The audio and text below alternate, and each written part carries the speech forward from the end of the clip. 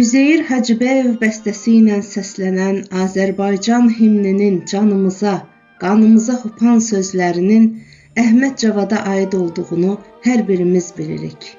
Bayraqlar dalğalandıran, çırpınırdı qara dəniz kimi dünyanı fəth edən əsərin də Əhməd Cavada aid olduğunu bilirik.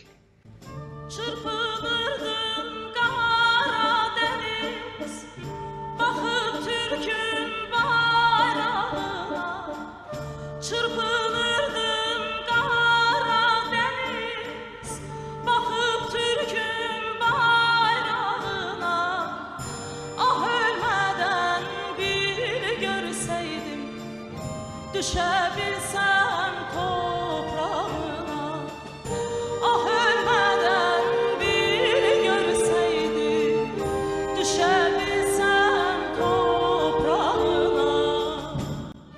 Əhməd Cavad 1937-ci ilin mihraba çıxan ilk qurbanı, ilk şəhidi. Mən çeynənən bir ölkənin haqq çağıran səsiyəm.